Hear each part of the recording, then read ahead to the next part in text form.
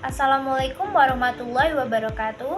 Sebelumnya izin memperkenalkan diri. Nama saya Cindy Nuridaya dengan NPM 2314071027 dari jurusan Teknik Pertanian. Di sini saya akan menjelaskan materi tentang motor bakar 4 tak dari mata kuliah Motor Bakar Teknik Pertanian yang diampu oleh Bapak Dr. Marilita Lambanua STP MSc dan Bapak Dr. Insinyur Warji STP MSI IPM. Nah, di sini kita akan membahas apa saja sih di materi motor bakar 4 tak ini. Yang pertama, kita akan membahas tentang pengertian motor bakar, kemudian ada prinsip kerja motor bakar, ada motor bakar 4 tak, kemudian motor bakar 2 tak, dan komponen utama dari motor bakar tersebut. Nah, di sini yang pertama kita akan membahas tentang pengertian motor bakar. Jadi, motor bakar itu apa sih?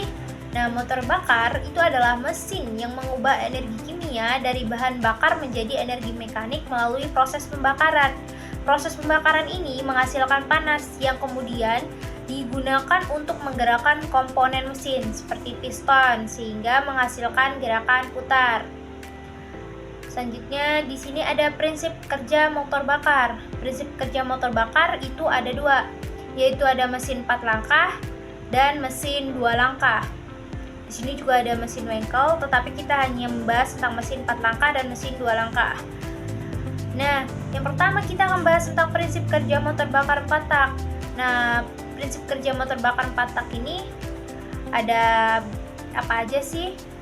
Mengapa disebut motor bakar 4 tak? Karena melalui 4 langkah. Yang pertama itu ada langkah hisap, langkah kompresi, langkah pembakaran, dan langkah buang. Untuk langkah hisap, pada langkah ini piston bergerak dari titik mati atas atau TMA ke titik mati bawah atau TMB. Posisi katup masuk terbuka sehingga campuran udara dan bahan bakar dapat masuk ke dalam ruang bakar.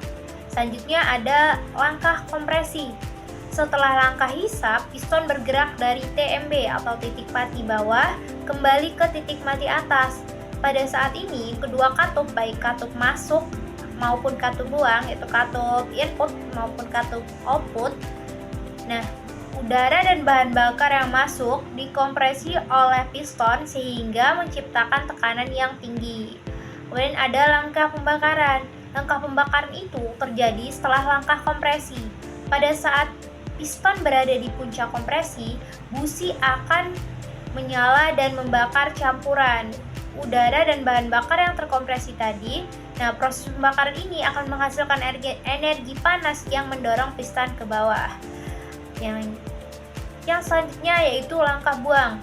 Langkah terakhir dalam siklus 4 tak ini adalah langkah pembuangan. Piston bergerak dari titik mati atas ke titik mati bawah untuk mendorong gas buang keluar melalui katup buang atau katup output yang terbuka. Proses ini membersihkan sisa-sisa gas pembakaran dan dari ruang bakar. Di sini ada prinsip kerja motor bakar 4 tak. Yang tadi itu kita bisa lihat pada gambar atau pada ilustrasinya seperti ini, yaitu 4-stroke cycle engine. Di sini ada intake atau hisap, kemudian ada kompresi atau tekan, kemudian ada power atau usaha, kemudian ada exhaust atau buang. Nah, di sini ada prinsip kerja motor bakar 2 tak. Ada 2 langkah. Yang pertama hisap dan kompresi, dan yang kedua yaitu usaha dan buang. Untuk langkah hisap dan kompresi, yaitu terjadi ketika piston itu bergerak dari titik mati bawah ke titik mati atas. Dan campuran udara dan bahan bakar itu masuk ke poros engkel dan ditempatkan pada langkah kompresi. Kedua tahap ini terjadi dalam satu langkah. Kemudian langkah usaha dan buang. Langkah usaha dan buang itu terjadi ketika piston bergerak dari titik mati atas atau TMA ke titik mati bawah atau TMB.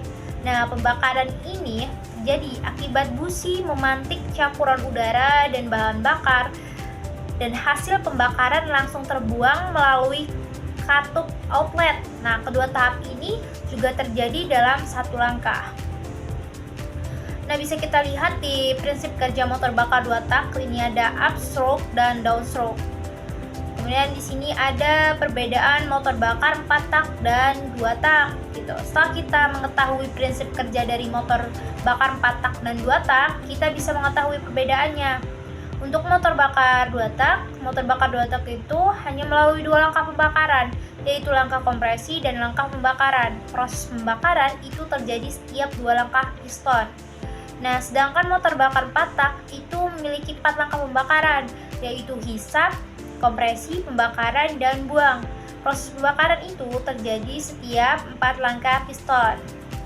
Kemudian di sini ada komponen utama motor bakar 4 tak. Yang pertama itu ada silinder. Silinder itu adalah rongga tempat proses pembakaran terjadi. Nah, biasanya silinder itu terbuat dari baja tahan karat atau paduan aluminium. Nah, piston itu bergerak naik dan turun di dalam silinder menghasilkan gerakan mekanik. Yang kedua ada blok silinder atau silinder block dalam bahasa Inggrisnya. Nah, blok silinder ini berfungsi sebagai tempat berlangsungnya pembakaran pada motor pembakaran dalam. Pada blok silinder itu terjadi transformasi bentuk energi kimia menjadi tenaga panas yang kemudian diubah menjadi energi mekanik. Kemudian yang ketiga ada head cylinder atau kepala silinder. Nah, kepala silinder itu memiliki 2 fungsi, yaitu sebagai penutup rongga silinder dan tempat terjadinya pembakaran. Nah, seperti ini kita bisa lihat komponen utama motor bakar 4 tak. Itu ada head cylinder, ada piston, ada busi, ada ring piston, kemudian ada blok silinder. Di sini juga ada gambar dari mesin motor bakar 4 tak beserta keterangannya. Nah, selanjutnya di sini ada piston. Piston itu bergerak naik dan turun di dalam silinder. Piston ini menerima tekanan gas hasil pembakaran dan mengubahnya menjadi gerakan linier. Piston ini ada dibagi menjadi beberapa komponen ya. Ada kepala piston. Nah, bagian atas piston yang langsung menerima tekanan gas hasil pembakaran.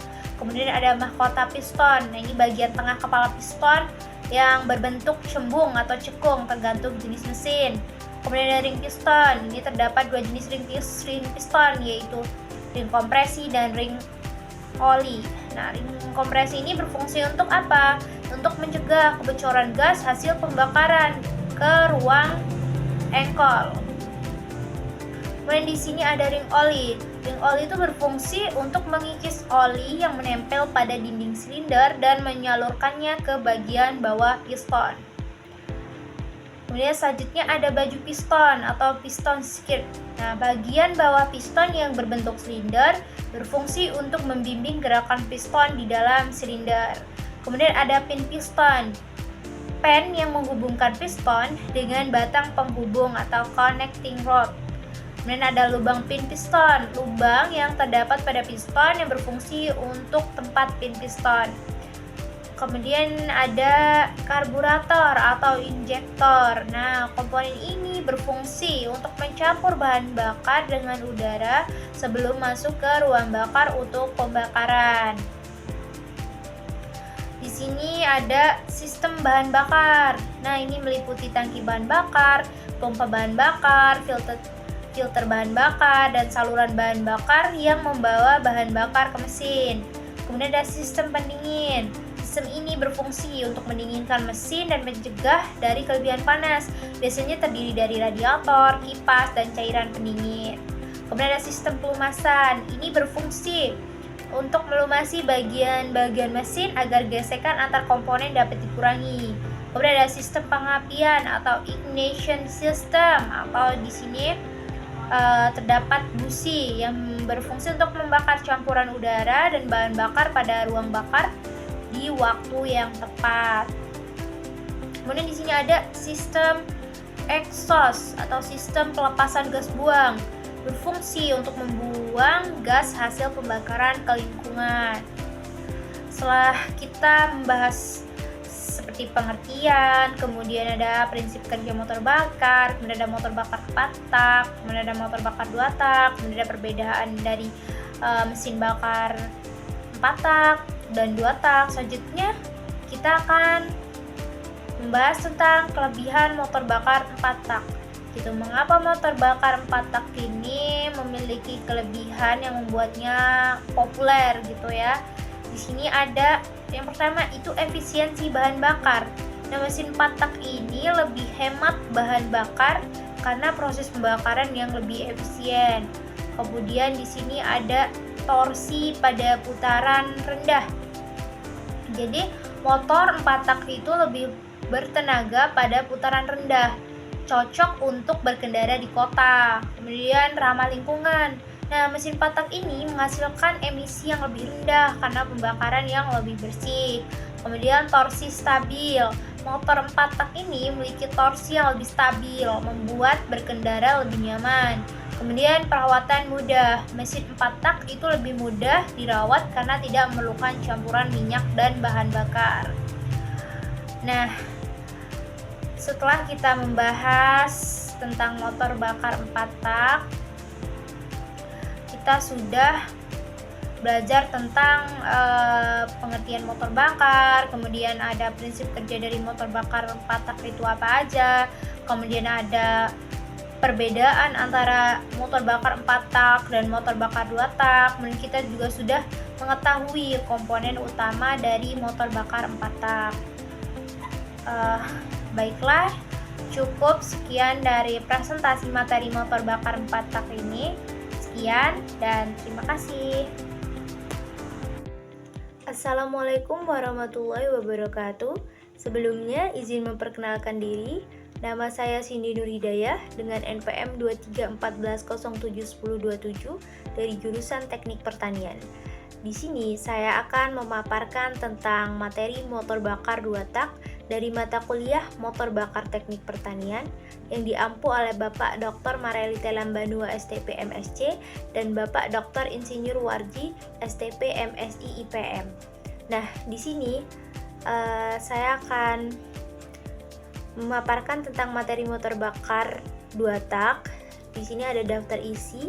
Daftar isi ada yang pertama latar belakang, yang kedua ada pengertian motor bakar 2 tak, yang ketiga ada prinsip kerja motor bakar 2 tak, yang keempat ada komponen motor bakar 2 tak, yang kelima perbedaan mesin motor bakar, yang keenam kekurangan dan kelebihan dari motor bakar 2 tak, dan yang ketujuh aplikasi mesin motor bakar 2 tak. Yang pertama di latar belakang. Jadi, mengapa sih kita perlu mempelajari mesin motor bakar 2 tak?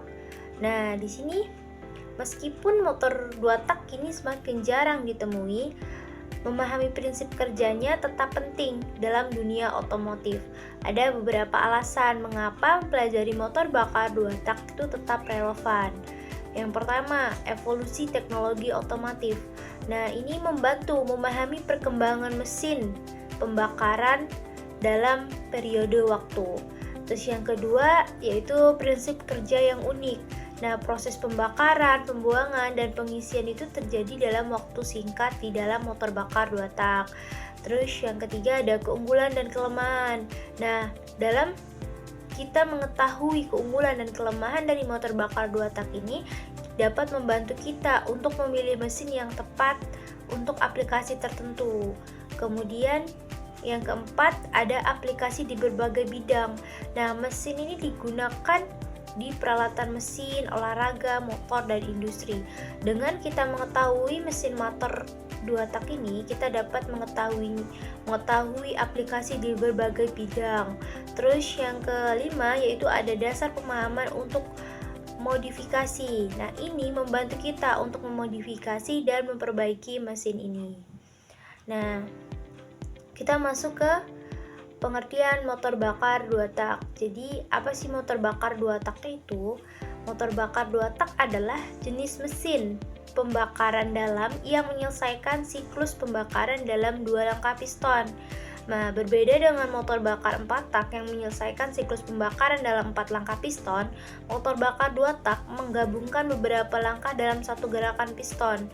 Motor bakar 2 tak ini memiliki ciri khas khusus, yaitu tidak adanya katup pada saluran intake. Nah, saluran intake itu terhubung langsung dengan ruang engkol sehingga campuran bahan bakar dan udara dapat langsung masuk ke ruang bakar saat piston bergerak naik. Nah, setelah kita mengetahui pengertian dari motor bakar 2 tak, selanjutnya kita ke prinsip kerja motor bakar 2 tak. Nah, apa saja sih? Jadi prinsip kerja motor bakar 2 tak itu secara sederhana adalah menghasilkan tenaga putar dengan menyelesaikan siklus pembakaran dalam 2 langkah piston. Berbeda dengan motor bakar 4 tak yang membutuhkan 4 langkah piston untuk menyelesaikan satu siklus. Motor bakar 2 tak itu menggabungkan beberapa langkah dalam satu gerakan piston. Nah, apa aja sih langkahnya? Yaitu ada 2. Yang pertama langkah kompresi dan pembakaran, dan yang kedua yaitu langkah pembuangan dan pengisian. Untuk langkah kompresi dan pembakaran, yang pertama piston naik. Nah, piston naik itu piston bergerak dari titik mati bawah ke titik mati atas, menutup saluran buang dan bilas. Selanjutnya kompresi.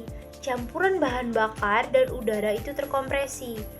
Yang ketiga, pembakaran. Busi memercikan api membakar campuran. Dan yang keempat, piston turun. Tekanan pembakaran itu mendorong piston turun. Nah, untuk langkah yang kedua yaitu langkah pembuangan dan pengisian. Yang pertama, saluran buang terbuka.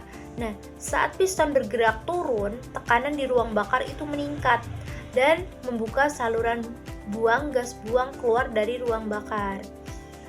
Yang kedua, saluran bilas terbuka. Saat piston mendekati titik mati bawah, saluran bilas terbuka, campuran bahan bakar dan udara segar masuk ke ruang engkol dan mendorong gas buang yang tersisa keluar melalui saluran buang.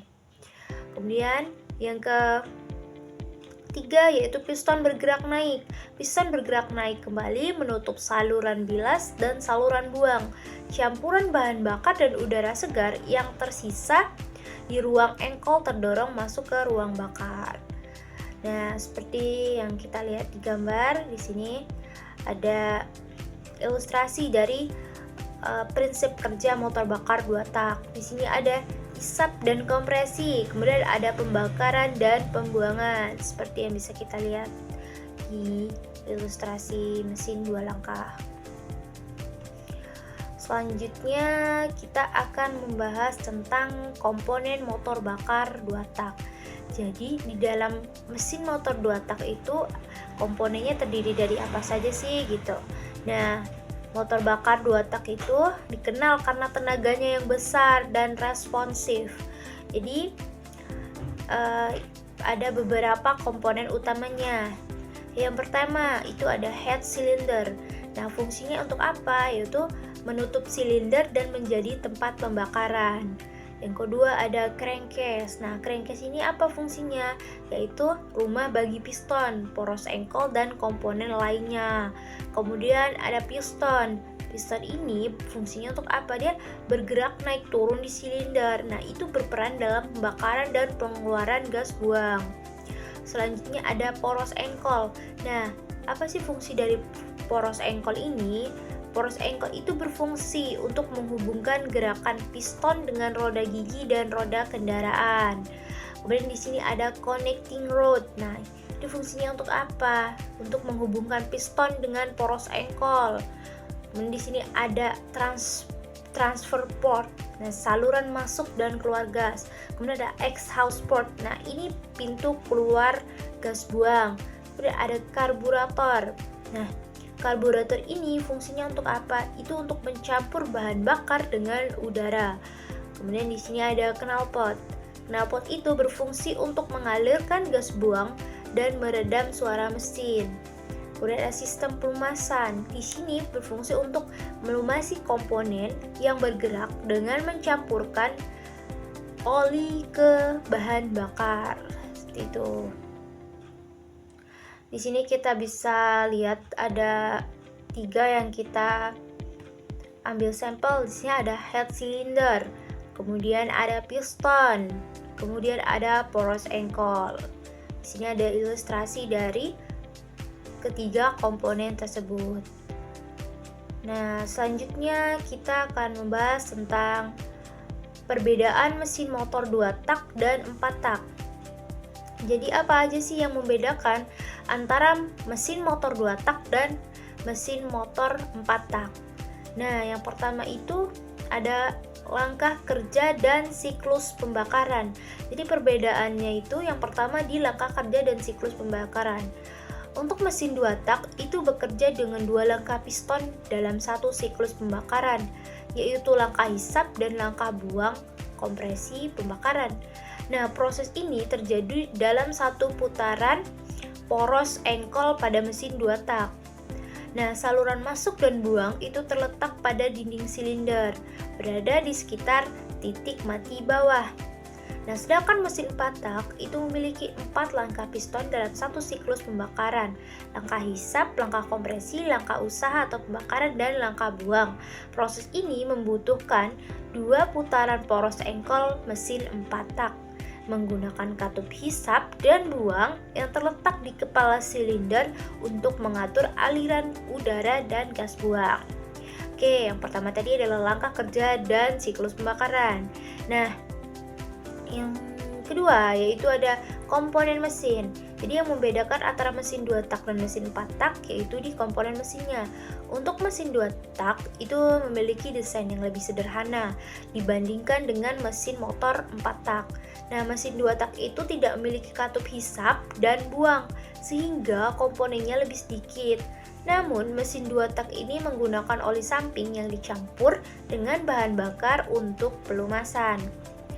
Selanjutnya, mesin motor 4 tak ini memiliki komponen yang lebih kompleks, termasuk katup hisap dan buang, sistem pelumasan terpisah, dan sistem pendingin yang lebih canggih. Nah, mesin 4 tak ini menggunakan oli mesin yang terpisah dari bahan bakar untuk pelumasan. Nah, yang kedua ada komponen mesin, kemudian yang ketiga itu ada penggunaan oli. Jadi yang membedakan selanjutnya itu adalah penggunaan oli. Pada mesin 2 tak itu menggunakan oli samping yang dicampur dengan bahan bakar. Nah, oli samping ini berfungsi sebagai pelumas dan pendingin untuk komponen mesin. Namun, penggunaan oli samping ini menyebabkan emisi gas buang yang lebih tinggi. Kemudian mesin 4 tak. Nah, mesin 4 tak ini menggunakan oli mesin yang terpisah dari bahan bakar. Nah, oli mesin dialirkan melalui sistem pelumasan terpisah dan tidak tercampur dengan bahan bakar. Hal ini menghasilkan emisi gas buang yang lebih rendah dan kinerja mesin yang lebih baik.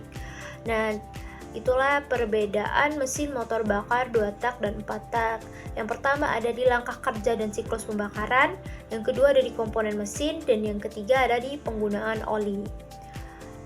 Untuk yang selanjutnya kita membahas tentang kelebihan motor bakar 2 tak.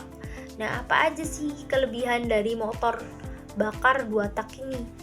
Nah, motor bakar 2 tak itu memiliki kelebihan dibandingkan dengan motor bakar 4 tak. Nah, seperti yang pertama, tenaganya lebih besar. Kemudian ada akselerasi lebih cepat, ada konstruksi lebih sederhana, kemudian biaya produksi lebih murah. Untuk tenaga lebih besar itu karena proses pembakarannya lebih cepat dan efisien. Untuk akselerasi lebih cepat karena tenaga yang dihasilkan itu lebih besar.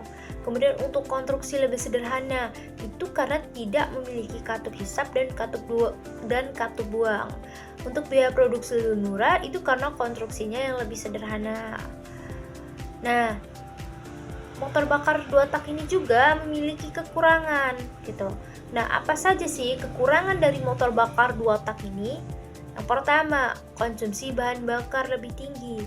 Ini dikarenakan proses pembakarannya lebih cepat dan kurang efisien, seperti itu.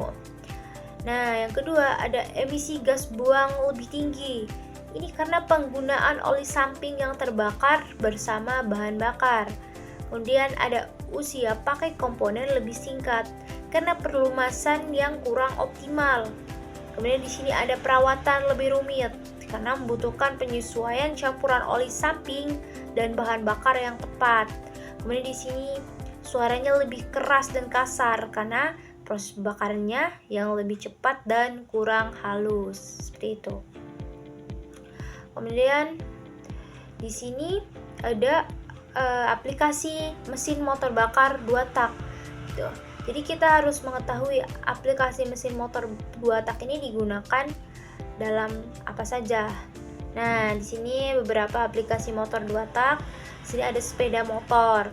Nah, mesin 2 tak ini populer di sepeda motor karena tenaga yang besar dan akselerasi yang cepat.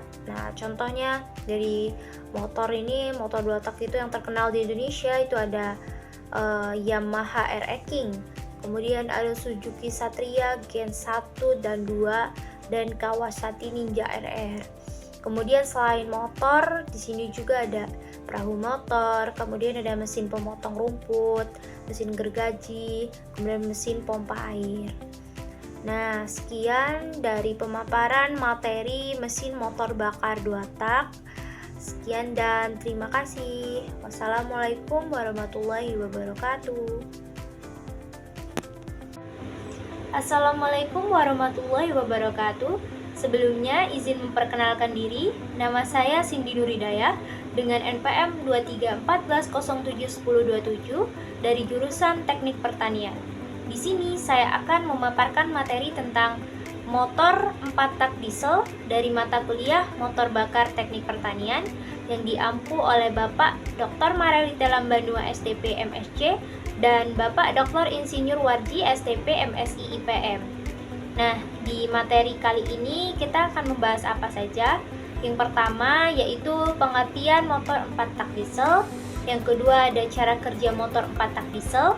Yang ketiga komponen motor 4 tak diesel.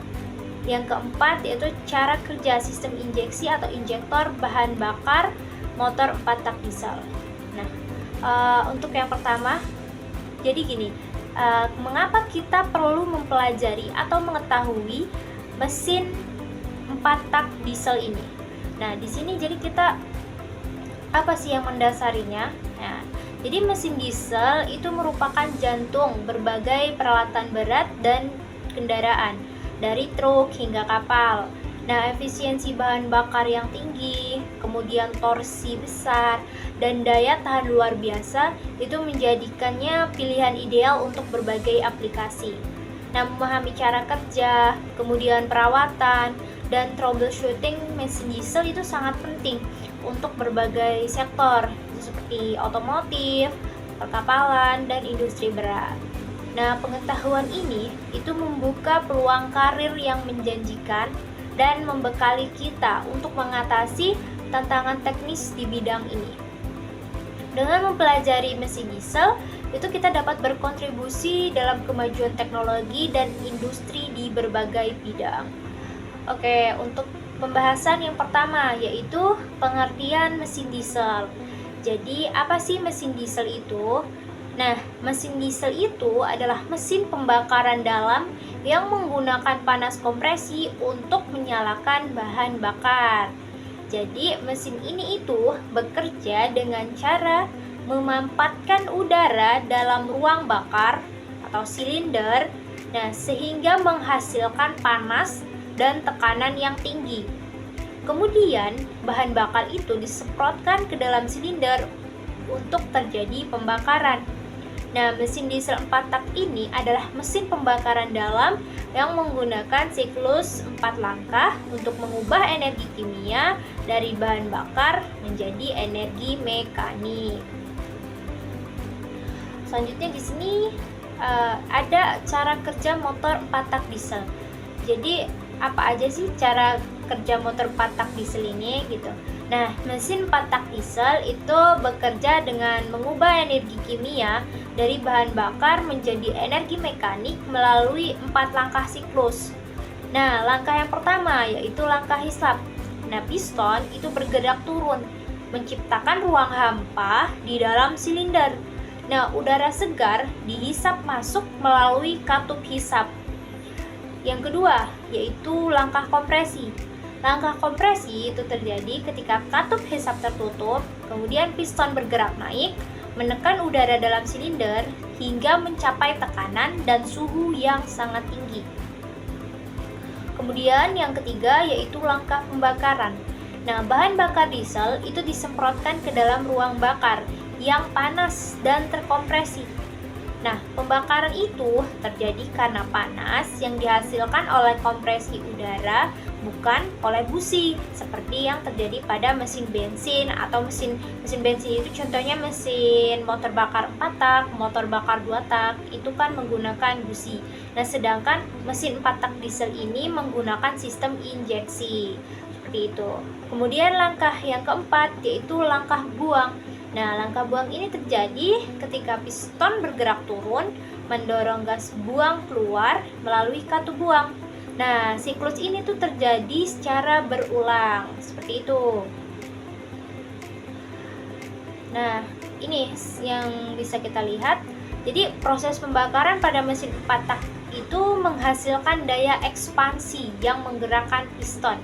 Nah, mesin diesel 4 tak ini dikenal karena efisiensi bahan bakarnya yang tinggi, kemudian torsi yang besar, dan daya tahannya yang luar biasa.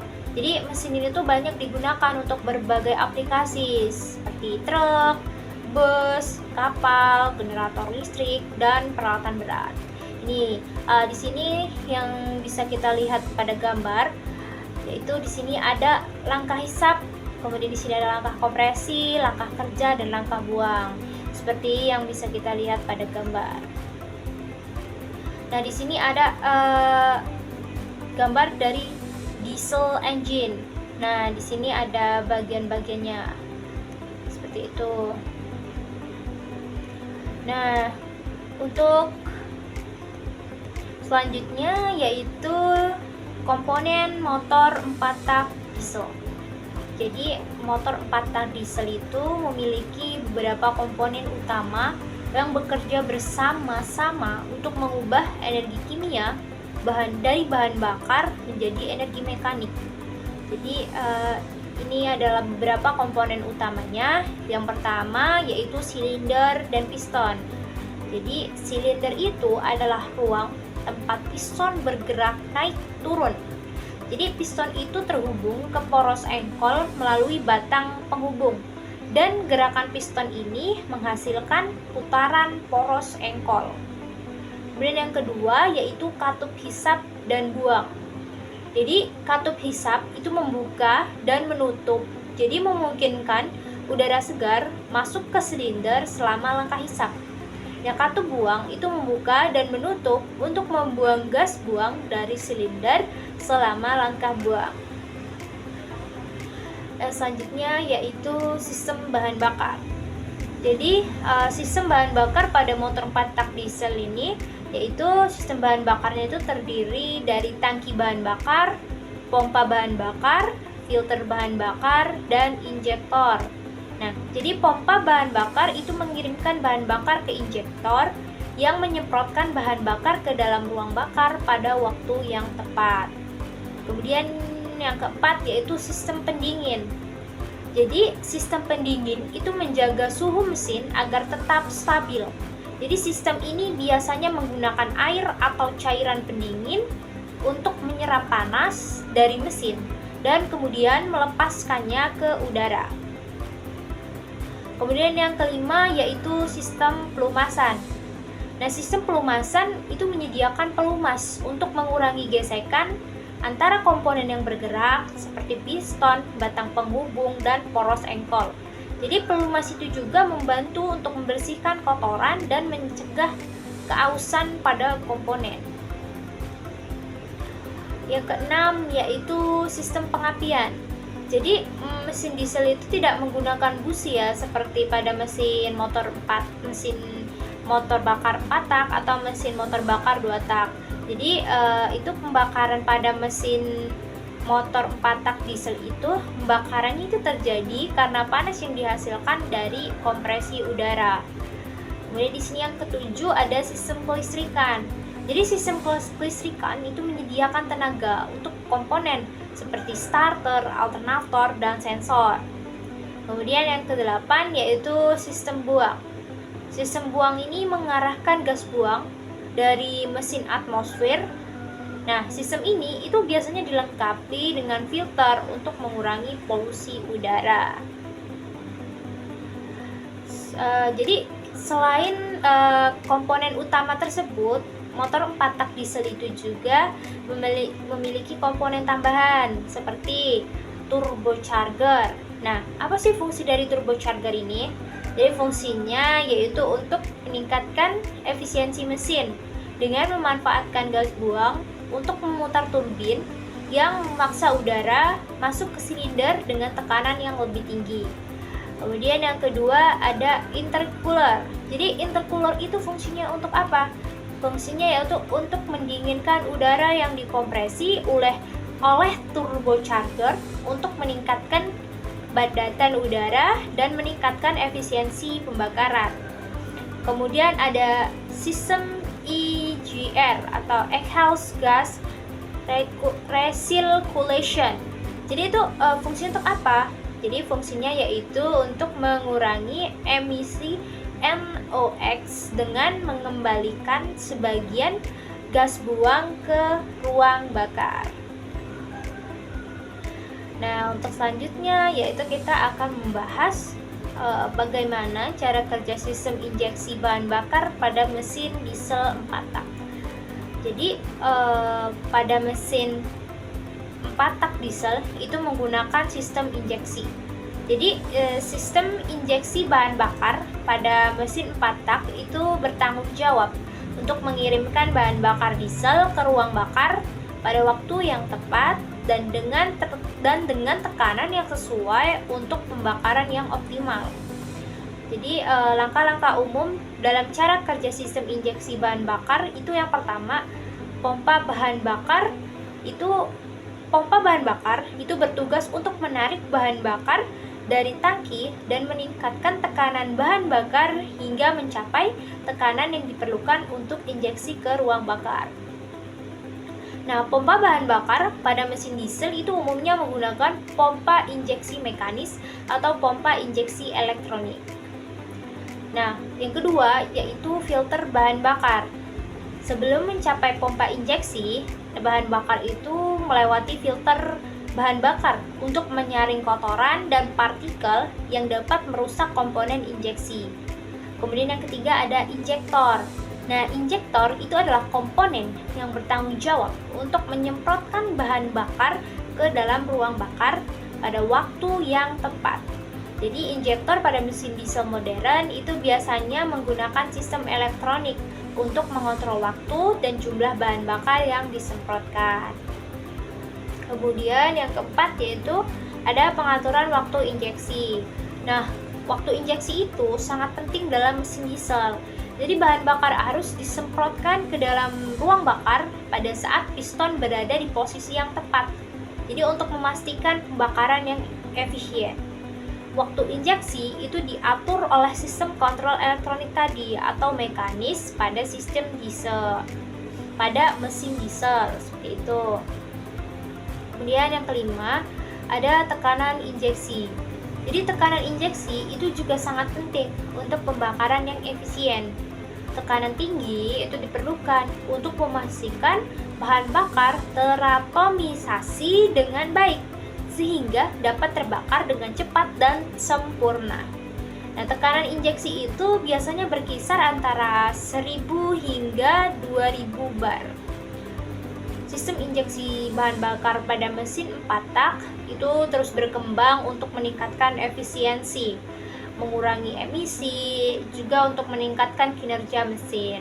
Jadi sistem injeksi modern menggunakan teknologi elektronik yang canggih untuk mengontrol waktu, jumlah, dan tekanan injeksi dengan presisi yang tinggi, sehingga menghasilkan pembakaran yang lebih optimal dan efisien. Oke, setelah kita membahas tentang pertama itu ada pengertian mesin 4 tak diesel, kemudian ada cara kerja dari mesin 4 tak diesel, kemudian ada komponen apa saja yang ada pada mesin 4 tak diesel, kemudian ada cara kerja sistem injeksi pada mesin 4 tak diesel. Nah, selanjutnya kita akan membahas tentang perbedaan utama antara mesin diesel 4 tak dan mesin bensin 4 tak atau mesin motor bakar 4 tak. Jadi di sini perbedaan utama antara mesin diesel 4 tak dan mesin bensin 4 tak itu itu terletak pada cara pembakaran bahan bakarnya.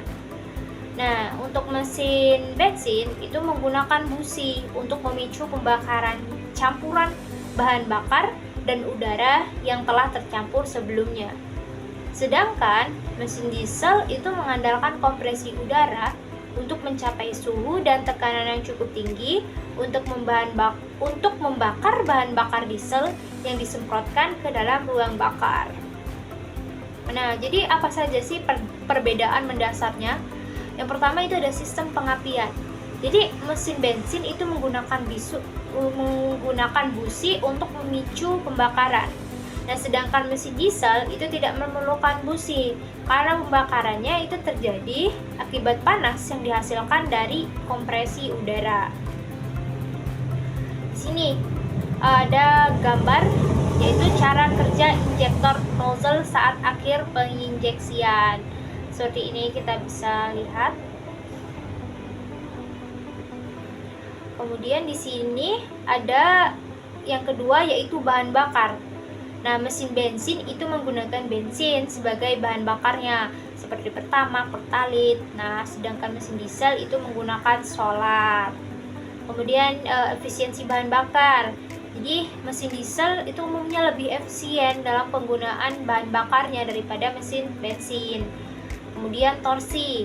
Jadi mesin diesel itu menghasilkan torsi yang lebih besar pada putaran rendah dibandingkan dengan mesin bensin. Kemudian untuk kecepatan. Jadi mesin bensin umumnya itu memiliki kecepatan putar yang lebih tinggi daripada mesin diesel. Kemudian untuk suara. Mesin diesel itu biasanya lebih berisik daripada mesin bensin. Nah, perbedaan ini membuat mesin diesel itu lebih cocok untuk aplikasi yang membutuhkan torsi tinggi dan efisiensi bahan bakar yang baik, seperti truk, bus, dan peralatan berat. Sementara mesin bensin itu lebih cocok untuk aplikasi yang membutuhkan akselerasi cepat dan kecepatan tinggi seperti mobil, kemudian motor gitu. Nah, jadi itu adalah pemaparan materi dari motor 4 tak diesel. Secara keseluruhan kita telah mengetahui dari apa itu mesin diesel, kemudian cara kerjanya, komponennya, kemudian sistem injeksinya, dan perbedaan antara mesin 4 tak diesel dengan mesin bensin 4 tak. Jadi sekian dari saya. Terima kasih. Wassalamualaikum warahmatullahi wabarakatuh. Assalamualaikum warahmatullahi wabarakatuh. Sebelumnya izin memperkenalkan diri. Nama saya Cindy Nurhidayah dengan NPM 2314071027 dari jurusan Teknik Pertanian. Di sini saya akan memaparkan materi tentang sistem penyaluran bahan bakar bensin dan solar dari mata kuliah Motor Bakar dan Traktor Pertanian yang diampu oleh Bapak Dr. Mareli Telambanua STP MSc dan Bapak Dr. Insinyur Warji STP MSI IPM. Nah, di sini saya akan memaparkan materi untuk bahan bakar bensin. Itu terdapat sistem karburator dan sistem injeksi otomatis, dan untuk bahan bakar solar itu ada Bosch pump dan common rail. Nah, untuk yang pertama kita akan membahas tentang latar belakang atau mengapa kita perlu mempelajari sistem penyaluran bahan bakar. Jadi, mempelajari sistem penyaluran bahan bakar bensin dan solar itu penting karena memungkinkan kita memahami bagaimana kendaraan motor bekerja, kemudian mulai dari proses pengisian bahan bakar hingga pembakaran di mesin. Nah, pemahaman ini membantu kita dalam memelihara dan memperbaiki sistem bahan bakar, serta mengoptimalkan efisiensi dan performa kendaraan. Selain itu, pengetahuan ini juga membantu kita dalam memahami dampak lingkungan dari penggunaan bahan bakar fosil dan mencari solusi alternatif yang lebih ramah lingkungan. Jadi untuk yang pertama, kita masuk ke slide sistem penyaluran bahan bakar. Jadi, apa sih sistem penyaluran bahan bakar itu?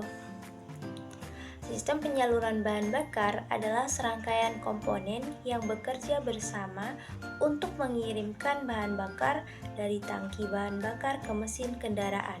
Nah, sistem ini memastikan pasokan bahan bakar yang tepat dan terkontrol ke mesin untuk proses pembakaran. Untuk yang selanjutnya, di sini ada sistem penyaluran bahan bakar. Jadi, di dalam sistem penyaluran bahan bakar itu terdapat komponen-komponen sistem penyaluran bahan bakar yang terdiri dari di sini yang pertama tangki bahan bakar. Jadi tangki bahan bakar itu berfungsi sebagai tempat penyimpanan bahan bakar yang digunakan untuk menggerakkan mesin. Cara kerjanya, tangki bahan bakar itu biasanya terbuat dari logam atau plastik yang tahan terhadap bahan bakar.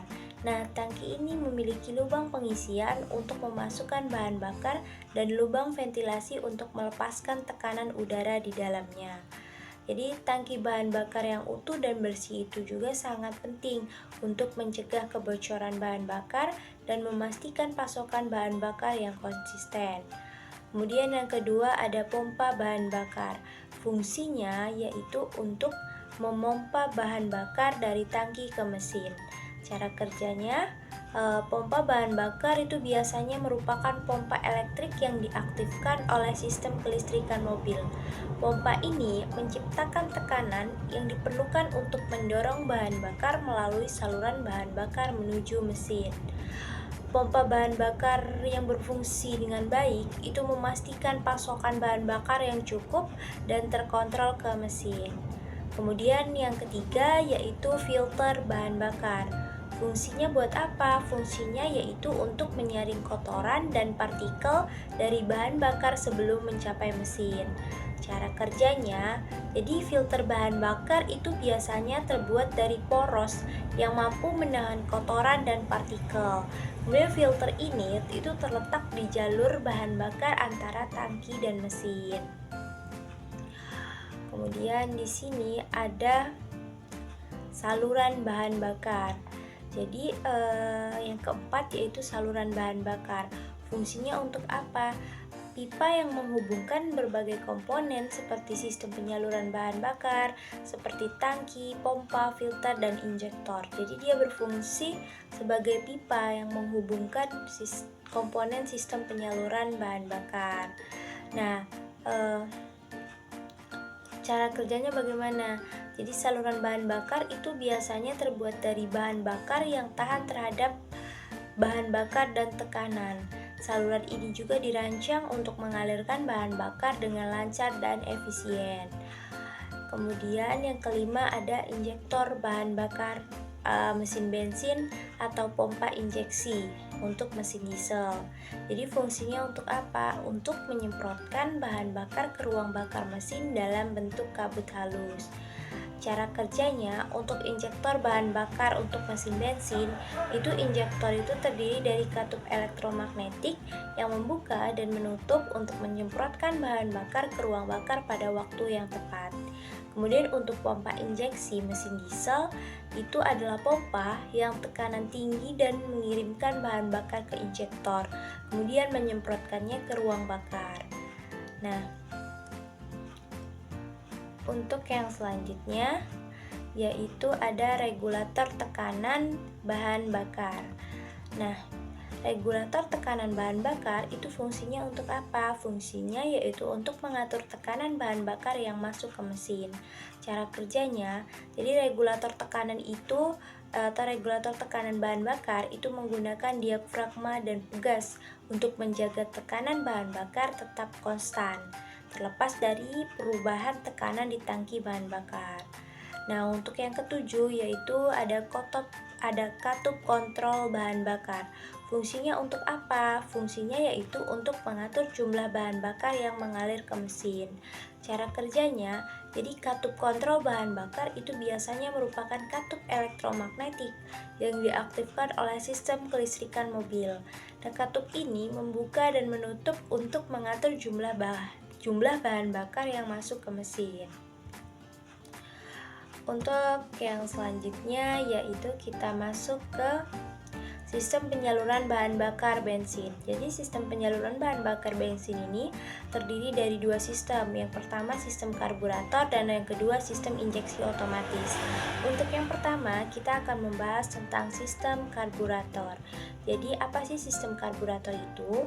Jadi sistem karburator adalah sistem penyaluran bahan bakar yang digunakan pada mesin bensin lama. Nah, sistem ini menggunakan prinsip Venturi untuk mencampur udara dan bahan bakar sebelum dialirkan ke ruang bakar. Nah, di sini terdapat beberapa komponen utama sistem karburator. Yang pertama, karburator. Jadi karburator itu adalah komponen utama sistem karburator. Karburator itu memiliki ruang Venturi di mana udara mengalir dengan kecepatan tinggi, menciptakan area bertekanan rendah. Nah, tekanan rendah ini menarik bahan bakar dari tangki bahan bakar melalui jarum pelampung dan ruang pelampung yang mengatur aliran bahan bakar. Yang kedua, ada Venturi. Venturi itu adalah bagian sempit di dalam karburator. Venturi menyebabkan aliran udara meningkat sehingga tekanan udara berkurang. Kemudian yang ketiga, jarum pelampung. Jarum pelampung itu fungsinya untuk apa? Untuk mengatur ketinggian bahan bakar di ruang pelampung. Kemudian ada ruang pelampung. Ruang pelampung itu berfungsi sebagai tempat penyimpanan sementara bahan bakar sebelum dicampur dengan udara. Kemudian ada katup akselerasi. Nah, katup akselerasi itu berfungsi untuk apa? Untuk membuka aliran bahan bakar tambahan saat pedal gas ditekan. Kemudian di sini ada choke. Choke itu fungsinya untuk apa?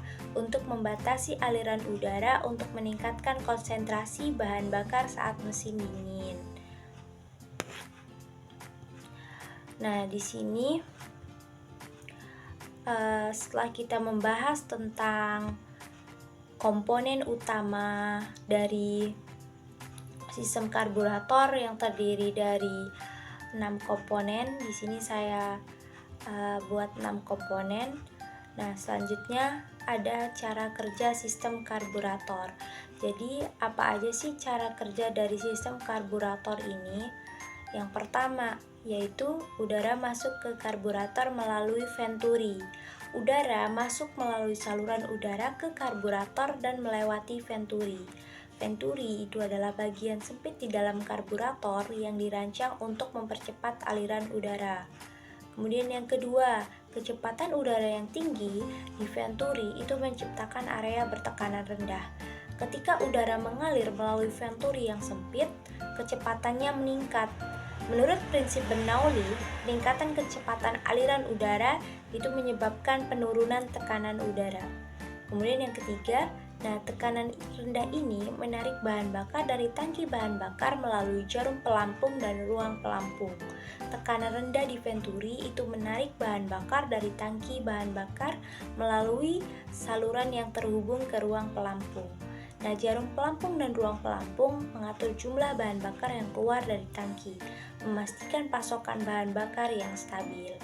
Kemudian yang keempat, yaitu bahan bakar dan udara dicampur di dalam karburator, membentuk campuran bahan bakar udara. Bahan bakar yang ditarik dari tangki dan udara yang mengalir melalui Venturi itu bertemu di dalam karburator dan dicampur. Campuran bahan bakar udara ini kemudian dialirkan ke ruang bakar mesin. Campuran bahan bakar udara kemudian mengalir ke ruang bakar mesin untuk dibakar. Campuran bahan bakar udara yang tercampur dengan baik masuk ke ruang bakar mesin dan dibakar oleh busi pada mesin bensin dan dikompresi oleh piston pada mesin diesel. Seperti itu.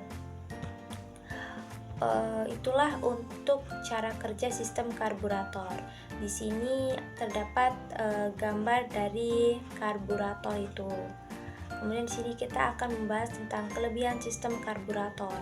Yang pertama yaitu kelebihannya sederhana dan mudah diproduksi.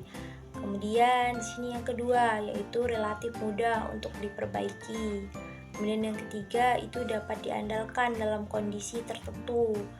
Nah, di sini juga ada kekurangan sistem karburator. Yang pertama yaitu kurang efisien dalam hal konsumsi bahan bakar dan emisi. Kemudian yang kedua, sulit untuk mengatur rasio bahan bakar udara yang tepat untuk berbagai kondisi mesin. Kemudian yang ketiga, rentan terhadap masalah seperti banjir dan pemeliharaan yang rumit. Nah, untuk yang kedua, untuk sistem injeksi otomatis. Nah, di sini apa sih sistem injeksi otomatis itu? Nah, sistem injeksi otomatis atau electronic fuel injection adalah sistem penyaluran bahan bakar yang menggunakan komputer elektronik untuk mengontrol aliran bahan bakar ke mesin. Sistem ini menggantikan sistem karburator pada kendaraan modern karena lebih efisien, ramah lingkungan, dan mudah dikendalikan. Nah, di sini juga ada beberapa komponen utama sistem dari sistem injeksi otomatis ini. Yang pertama ada Engine Control Unit atau ECU. Fungsinya untuk apa? Jadi fungsi dari ECU ini adalah otak dari sistem injeksi otomatis ini. Nah, jadi ECU ini menerima data dari berbagai sensor, kemudian memproses informasi tersebut dan mengirimkan sinyal ke komponen lain untuk mengontrol aliran bahan bakar dan aspek mesin lainnya. Kemudian di sini yang kedua ada sensor. Jadi sensor itu berfungsi untuk mengukur kondisi mesin dan lingkungan sekitar dan mengirimkan data ke ECU. Contoh dari sensor di sini ada sensor kecepatan mesin atau RPM sensor. Nah, fungsinya untuk mengukur kecepatan putaran mesin. Kemudian yang kedua ada sensor posisi throttle atau TPS. Jadi fungsinya untuk mengukur posisi pedal gas. Nah, kemudian yang ketiga ada injeksi bahan bakar. Injeksi bahan bakar itu fungsinya untuk apa?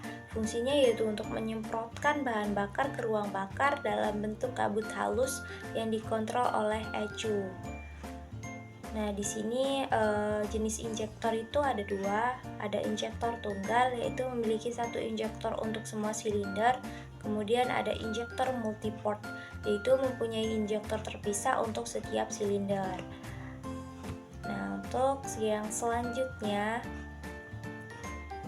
yaitu rel bahan bakar. Jadi fungsi dari rel bahan bakar yaitu untuk mendistribusikan bahan bakar dari pompa bahan bakar ke injektor. Kemudian di sini ada selanjutnya yaitu katup kontrol bahan bakar atau FVC. Jadi fungsinya untuk mengontrol jumlah bahan bakar yang masuk ke mesin berdasarkan sinyal dari ECU. Kemudian yang keenam ada sensor knock. Fungsinya untuk apa? Untuk mendeteksi ketukan mesin dan mengirimkannya sinyal ke ECU untuk menyesuaikan waktu penyalaan. Kemudian di sini ada cara kerja sistem injeksi otomatis. Nah, apa saja sih cara kerja dari sistem injeksi otomatis ini? Sistem injeksi otomatis pada mesin itu bekerja dengan menggabungkan sensor, komputer, dan akuator untuk mengontrol aliran bahan bakar dan aspek mesin lainnya secara elektronik. Nah, berikut ini adalah langkah-langkah umum cara kerja dari sistem injeksi otomatis. Yang pertama, sensor mengukur kondisi. Jadi, maksudnya dari sensor mengukur kondisi ini bagaimana? Jadi berbagai sensor di mesin itu mengumpulkan data tentang kondisi mesin dan lingkungan seperti kecepatan mesin atau RPM tadi, kemudian ada posisi throttle, kemudian suhu udara yang masuk, kemudian kadar oksigen dalam gas buang, kemudian tekanan bahan bakar, posisi camshaft, ketukan mesin, dan lain-lain. Kemudian yang kedua yaitu data sensor dikirim ke ECU. Jadi data itu dikirim ke ECU. Jadi sensor itu mengirimkan data yang dikumpulkan ke Engine Control Unit atau ECU yang merupakan otak dari sistem injeksi otomatis ini. Kemudian yang ketiga, ECU menganalisis data dan mengatur aliran bahan bakar melalui injektor. Nah, Jadi, ECU ini menerima data dari sensor dan memprosesnya untuk menentukan kondisi mesin dan kebutuhannya. ECU kemudian itu mengirimkan sinyal ke aktuator untuk mengontrol aliran bahan bakar dan aspek mesin lainnya. Nah, di sini yang keempat yaitu injektor menyemprotkan bahan bakar ke ruang bakar. ECU itu mengontrol aliran bahan bakar melalui injektor bahan bakar. ECU menentukan durasi waktu injektor terbuka yang menentukan jumlah bahan bakar yang disuntikan ke ruang bakar. Kemudian sistem injeksi otomatis ini adalah cara kerjanya bisa kita lihat pada gambar. Di sini ada pompa bensin, kemudian di sini ada pengatur tekanan, kemudian ada saringan bensin, kemudian ada full tank, dan ada slang penyalur, ada injektor dan throttle body.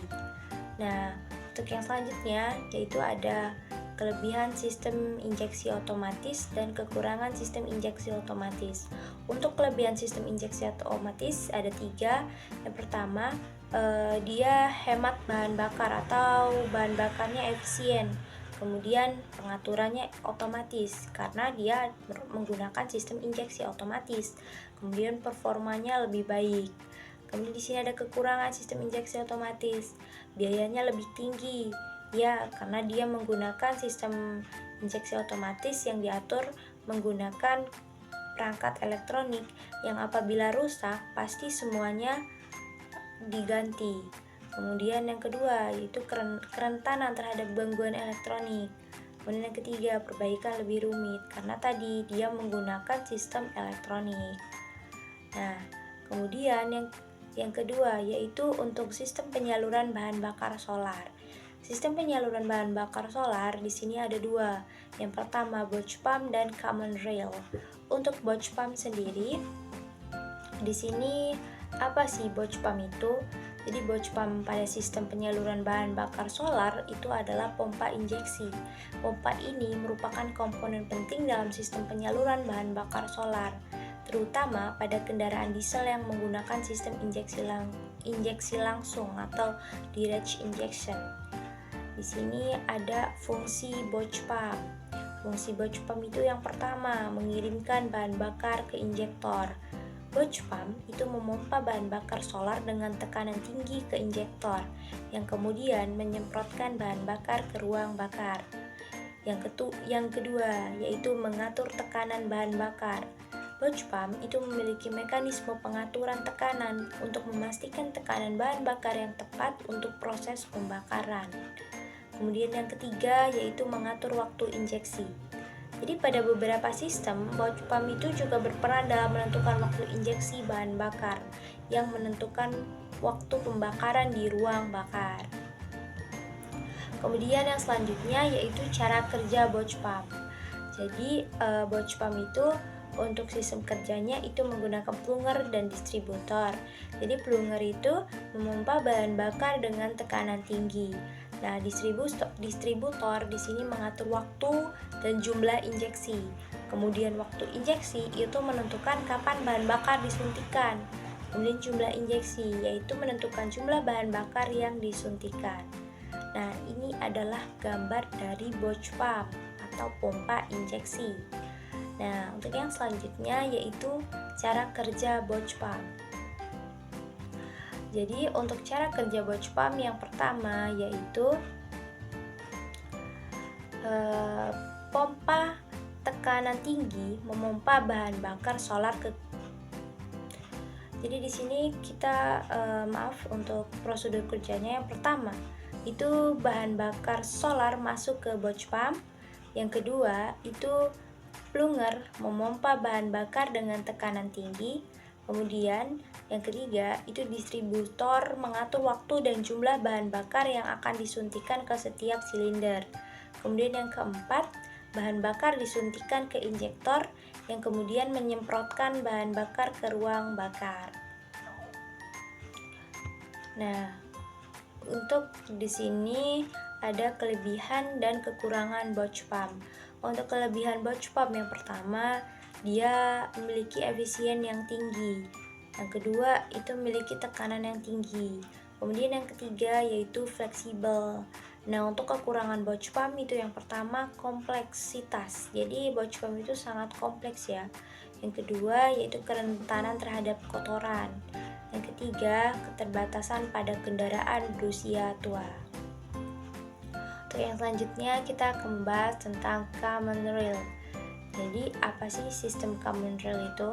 Nah, sistem common rail pada sistem penyaluran bahan bakar solar itu adalah teknologi injeksi bahan bakar yang canggih digunakan pada mesin diesel modern. Sistem ini mengontrol aliran bahan bakar dengan presisi tinggi, meningkatkan efisiensi, mengurangi emisi, dan meningkatkan performa mesin. Untuk cara kerja dari box pump ini, yang pertama yaitu pompa tekanan tinggi itu memasok bahan bakar ke common rail.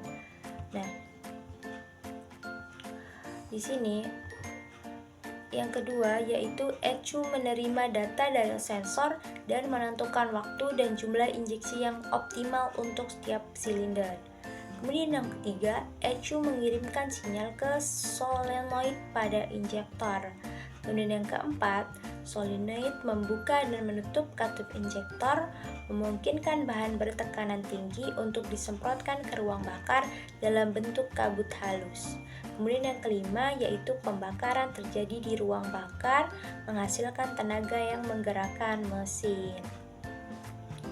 Ini adalah untuk cara kerja common rail. Nah, di sini tadi kita juga sudah mengetahui tentang komponen utama dari common rail tadi. Nah, di sini juga kita bisa lihat ulang. Jadi komponen utamanya itu yang pertama satu, pompa tekanan tinggi. Fungsinya yaitu untuk memompa bahan bakar solar ke common rail. Yang kedua, rel bahan bakar atau common rail, itu fungsinya untuk menampung bahan bakar bertekanan tinggi. Kemudian yang ketiga yaitu injektor, itu fungsinya untuk menyemprotkan bahan bakar ke ruang bakar. Kemudian yang keempat ada ECU atau Engine Control Unit, fungsinya untuk mengontrol sistem common rail. Dan yang kelima yaitu sensor atau memantau kondisi mesin dan lingkungan. Nah, ini adalah contoh gambar dari common rail yang bisa kita lihat pada slide ini. Nah, untuk yang selanjutnya yaitu kelebihan dan kekurangan dari common rail. Untuk kelebihan dari common rail, yang pertama yaitu efisiensi bahan bakar. Jadi sistem common rail itu memungkinkan pembakaran yang lebih efisien dan menghasilkan konsumsi bahan bakar yang lebih rendah. Kemudian yang kedua yaitu performa tinggi. Sistem common rail itu menghasilkan tenaga yang lebih besar dan respon mesin yang lebih cepat. Kemudian yang ketiga yaitu kontrol injeksi presisi tinggi. Jadi sistem common rail itu memungkinkan kontrol injeksi yang sangat presisi sehingga pembakarannya lebih optimal dan efisien. Untuk kekurangannya, yang pertama yaitu biaya tinggi. Nah, sistem common rail itu lebih kompleks dan membutuhkan komponen elektronik yang lebih canggih, sehingga biaya awal itu lebih tinggi dibandingkan dengan sistem injeksi konvensional. Kemudian untuk yang ketiga, yaitu perawatan lebih rumit. Nah, perbaikan untuk yang kedua yaitu perawatan lebih rumit. Jadi perbaikan pada sistem common rail itu membutuhkan alat-alat khusus dan keahlian mekanik yang lebih tinggi, sehingga biaya perbaikannya bisa lebih mahal. Dan yang ketiga yaitu kerentanan terhadap gangguan elektronik. Jadi sistem common rail itu rentan terhadap gangguan dari elektronik seperti sensor, kabel, dan atau ECU. Nah, gangguan ini dapat menyebabkan masalah kinerja mesin. Jadi itulah materi atau pemaparan materi dari saya tentang sistem penyaluran bahan bakar bensin dan solar. Untuk sistem penyaluran bahan bakar bensin itu terdiri dari dua sistem, yaitu sistem karburator dan sistem injeksi otomatis. Untuk sistem penyaluran bahan bakar solar itu terdiri dari box pump dan sistem common rail. Sekian pemaparan dari materi motor bakar dan traktor pertanian dari saya. Sekian dan terima kasih. Wassalamualaikum warahmatullahi wabarakatuh. Assalamualaikum warahmatullahi wabarakatuh. Sebelumnya izin memperkenalkan diri. Nama saya Cindy Hidayah dengan NPM 2314071027 dari jurusan Teknik Pertanian. Di sini saya akan memaparkan materi tentang sistem kelistrikan dan pendinginan pada motor bakar dari mata kuliah Motor Bakar dan Traktor Pertanian yang diampu oleh Bapak Dr. Marelita Lambanua STP MSc dan Bapak Dr. Insinyur Warji STP MSI IPM. Nah, untuk slide yang pertama di sini kita akan membahas apa saja sih pada materi kali ini. Yang pertama yaitu apa sih sistem kelistrikan dan pendinginan motor bakar. Kemudian apa saja komponen pada sistem kelistrikan dan pendinginan motor bakar. Kemudian bagaimana cara kerja sistem kelistrikan dan pendinginan motor bakar, serta perawatan apa saja pada sistem kelistrikan dan pendinginan motor bakar. Untuk yang pertama, kita akan mempelajari tentang sistem kelistrikan motor bakar. Jadi, apa sih sistem kelistrikan motor bakar? Nah, sistem kelistrikan motor bakar itu berfungsi untuk menyalurkan arus listrik ke komponen-komponen yang memerlukannya, seperti pencahayaan dan pengapian. Jadi, bagaimana sih maksudnya? Oke, kita akan bahas apa sih sistem kelistrikan motor. Nah, sistem kelistrikan motor bakar itu merupakan jantung dari kendaraan. Dia tuh berperan penting dalam menyalurkan arus listrik ke berbagai komponen yang membutuhkannya. Seperti contohnya aliran darah yang ada dalam tubuh, arus listrik itu juga mengalir melalui kabel-kabel dan komponen-komponen elektronik yang terhubung. Dia tuh fungsinya untuk menghidupkan berbagai fungsi penting. Nah, sistem ini itu bertanggung jawab untuk menyalakan mesin, menghidupkan lampu depan, lampu belakang, lampu sein, dan lampu kabin yang membantu kita melihat dan terlihat di jalan. Selain itu, sistem ini juga menghidupkan sistem pengapian yang menghasilkan percikan api untuk membakar bahan bakar di ruang bakar, menghasilkan tenaga yang menggerakkan kendaraan. Nah, dengan kata lain, sistem kelistrikan itu adalah kunci utama yang memungkinkan kendaraan untuk berfungsi dengan baik dan aman. Oke, untuk yang selanjutnya yaitu apa saja sih komponen sistem kelistrikan motor bakar. Jadi di sini saya membahas tentang komponen utama sistem kelistrikan motor bakar, yaitu ada baterai, alternator, regulator tegangan, baterai, sistem pengapian, dan saklar dan relay. Nah, apa sih jadi komponen sistem kelistrikan motor bakar? Nah, sistem kelistrikan motor bakar itu terdiri dari beberapa komponen penting yang saling terhubung. Nah, fungsinya untuk menyalurkan arus listrik dan mengoperasikan berbagai fungsi kendaraan. Jadi, untuk yang pertama yaitu baterai. Nah, baterai ini merupakan sumber energi utama dalam sistem kelistrikan. Ia tuh menyimpan energi listrik yang digunakan untuk menyalakan motor starter saat mesin belum menyala.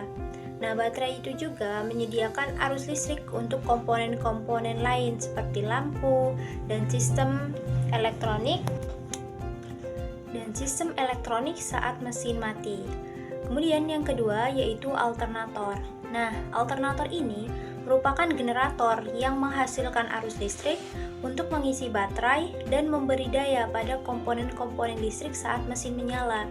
Alternator itu menghasilkan arus DC atau direct current yang kemudian diubah menjadi arus bolak-balik atau alternating current oleh regulator tegangan. Kemudian yang ketiga yaitu ada regulator tegangan. Nah, regulator tegangan itu adalah komponen penting dalam sistem kelistrikan motor bakar. Dia berfungsi untuk menjaga tegangan listrik yang dihasilkan oleh alternator tetap stabil. Kemudian yang keempat yaitu starter. Nah, starter ini adalah motor listrik yang dihubungkan ke baterai dan digunakan untuk memutar mesin saat hendak dinyalakan. Starter itu bekerja dengan mengubah energi listrik menjadi energi mekanik yang memutar poros engkol mesin. Kemudian yang kelima yaitu ada sistem pengapian. Sistem pengapian itu berfungsi menghasilkan percikan api untuk membakar campuran bahan bakar dan udara di ruang bakar. Sistem ini itu terdiri dari berbagai komponen seperti koil pengapian, distributor ini pada sistem pengapian konvensional, busi dan kabel busi. Untuk yang selanjutnya yaitu saklar dan relay. Nah, saklar dan relay itu berfungsi untuk mengontrol aliran arus listrik ke berbagai komponen. Saklar itu digunakan untuk menghubungkan atau memutuskan arus listrik secara manual, sementara relay itu digunakan untuk mengontrol arus listrik dengan menggunakan sinyal elektronik. Nah, jadi sistem kelistrikan motor itu adalah sistem yang kompleks ya, yang bertanggung jawab untuk menyalakan berbagai komponen penting seperti starter, lampu, sistem pengapian, dan sistem pengisian. Untuk yang selanjutnya yaitu cara kerja sistem kelistrikan motor. Jadi bagaimana sih cara kerja sistem kelistrikan motor bakar ini? Oke, kita akan bahas satu per satu. Nah, jadi sistem kelistrikan motor bakar itu tuh sistem yang kompleks dan saling berhubungan seperti itu. Nah, di sini adalah gambar yang menunjukkan diagram kelistrikan starter tangan pada motor Honda Beat Carbo. Jadi di sini itu ada langkah-langkahnya. Oke, yang pertama, arus listrik dari aki itu mengalir melalui sekring 15A menuju saklar starter tangan. Nah, ketika saklar starter tangan ditekan, arus listrik itu mengalir ke CDA atau kapasitor discharge ignition. Nah, CDA ini menerima arus listrik dari saklar starter tangan dan mengirimkan sinyal ke kumparan pengapian. Kumparan pengapian itu menghasilkan tegangan tinggi untuk memicu percikan api di busi. Nah, selanjutnya busi itu memicu percikan api yang membakar campuran bahan bakar dan udara di ruang bakar sehingga mesin menyala. Nah, setelah mesin menyala, dinamo starter itu menghasilkan arus listrik untuk mengisi ulang aki. Relay starter itu berfungsi untuk menghubungkan arus listrik dari aki ke motor starter ketika saklar starter ditekan. Nah, motor starter memutar poros engkol mesin agar mesin dapat menyala. Arus listrik dari aki itu juga mengalir ke lampu stop atau lampu rem melalui sekring 10A. Ketika rem ditekan, arus listrik itu mengalir ke lampu stop atau lampu rem sehingga lampu menyala. Nah, switch standar samping itu berfungsi untuk memutus arus listrik ke motor starter jika standar samping ditekan. Hal ini untuk mencegah motor menyala saat standar samping ditekan. Nah, switch rem kanan dan kiri itu berfungsi untuk memutus arus listrik ke lampu stop atau lampu rem ketika rem ditekan. Oke, di sini ada catatan penting. Jadi diagram ini tuh hanya menunjukkan skema dasar dari sistem kelistrikan starter tangan. Kemudian sistem kelistrikan motor itu sebenarnya lebih kompleks dan melibatkan banyak komponen lainnya. Jadi penting untuk kita memahami dan mengerti diagram kelistrikan motor itu agar dapat melakukan perawatan dan perbaikan dengan benar. Oke, yang selanjutnya di sini yaitu perawatan sistem kelistrikan motor bakar. Jadi apa saja sih yang harus kita lakukan pada perawatan sistem kelistrikan motor bakar? Itu yang pertama, inspeksi rutin. Jadi kita diharuskan untuk memeriksa aki, kabel, konektor, saklar, lampu, sistem pengapian, dan starter. Kemudian yang kedua yaitu perawatan berkala. Ganti aki, bersihkan terminal aki, lumasi kabel, ganti busi, periksa sistem pengapian. Kemudian jika terjadi masalah, kita atasi masalah tersebut ke mekanik yang handal, itu jika diperlukan. Oke, untuk yang selanjutnya kita akan membahas tentang sistem pendinginan motor bakar. Jadi apa sih sistem pendinginan motor bakar itu? Di sini sistem pendinginan pada motor bakar itu merupakan sistem yang dirancang untuk menjaga suhu mesin agar tetap optimal selama proses pembakaran. Oke, langsung saja kita ke komponen sistem pendinginan motor bakar. Jadi di sini saya membuat 6 komponen sistem pendinginan motor bakar pada slide ini. Yang pertama itu ada radiator, pompa air, termostat, kipas pendingin, cairan pendingin, dan sistem pencahayaan. Nah, di sini kita bisa lihat pada tabel Nah, jadi ini adalah bentuk dari radiator. Fungsinya untuk apa? Fungsinya untuk tempat terjadinya pendinginan air pendingin. Kemudian di sini ada pipa hose. Nah, ini seperti ini contoh atau gambar dari pipa hose itu. Fungsinya yaitu untuk tempat mengalirnya cairan pendingin dari radiator ke pompa air. Kemudian di sini ada water pump. Seperti ini contoh gambar dari water pump. Fungsinya untuk apa? Fungsinya untuk memompakan air pendingin ke dalam mesin atau water jacket. Nah, untuk yang selanjutnya di sini ada kipas atau fan. Nah, ini fungsinya untuk membantu pendinginan di dalam radiator. Seperti ini contoh gambarnya. Kemudian yaitu yang terakhir yaitu ada termostat. Nah, ini fungsinya yaitu untuk mempercepat mesin mencapai suhu operasinya. Ini seperti ini contoh gambar dari termostat. Sebenarnya ini hanya beberapa sampel dari komponen sistem pendinginan motor bakar. Nah, untuk yang selanjutnya yaitu kita belajar tentang cara kerja sistem pendinginan motor bakar. Jadi bagaimana sih cara kerja sistem pendinginan pada motor bakar ini?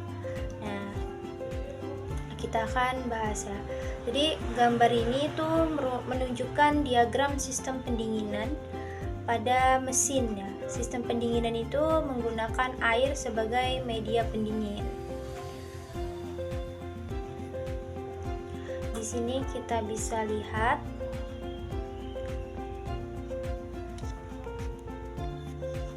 Nah, untuk cara kerja dari sistem pendinginan motor bakar ini, yang pertama yaitu pompa air memompa air pendingin dari tangki bawah ke mesin. Nah, pendingin itu mengalir melalui saluran di sekitar blok mesin untuk menyerap panas dari komponen mesin yang panas. Nah, di sini fungsi termostat yaitu berfungsi sebagai pengatur suhu. Ketika suhu air pendingin mencapai titik tertentu, termostat akan membuka saluran menuju radiator. Nah, radiator itu berfungsi untuk mendinginkan air pendingin.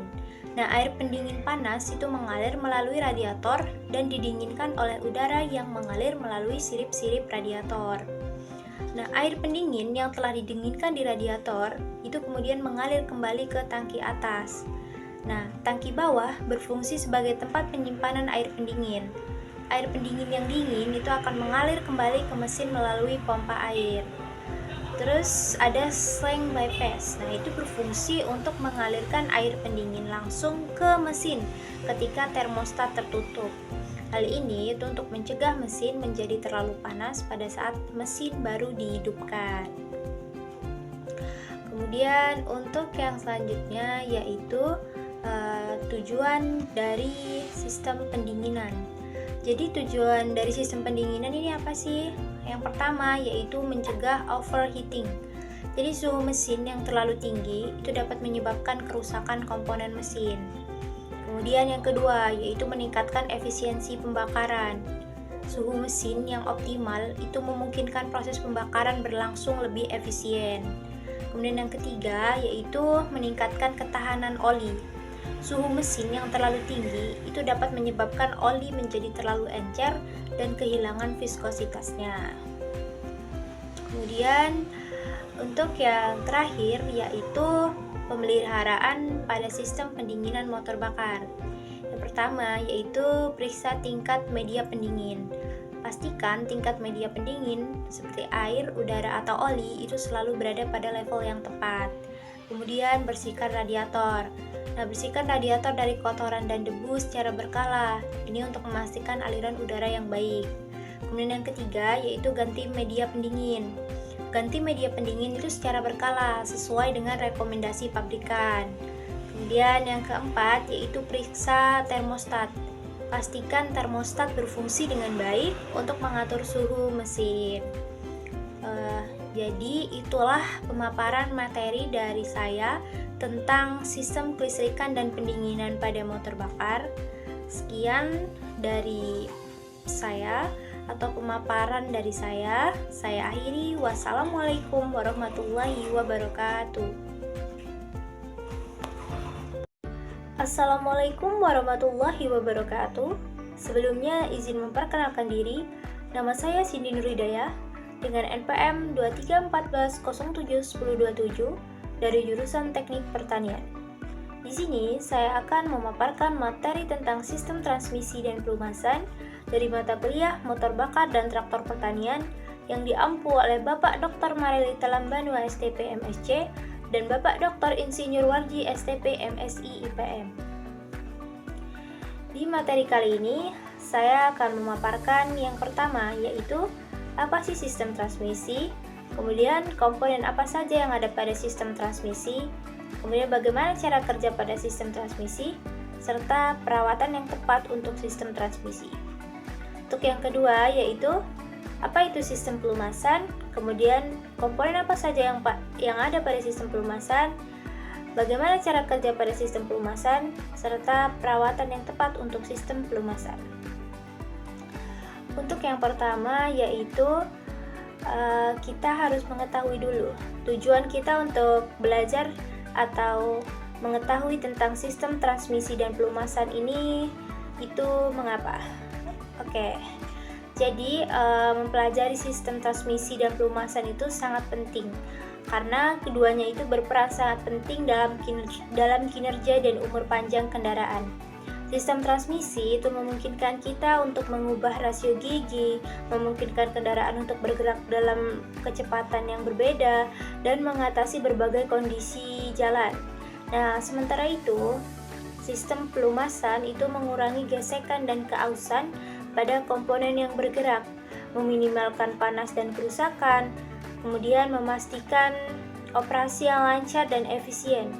Dengan memahami cara kerja kedua sistem ini, kita dapat merawat kendaraan kita dengan baik, kemudian memaksimalkan efisiensi bahan bakar, dan mencegah kerusakan yang mahal di masa depan. Oke, untuk yang pertama, kita akan membahas tentang apa sih itu sistem transmisi.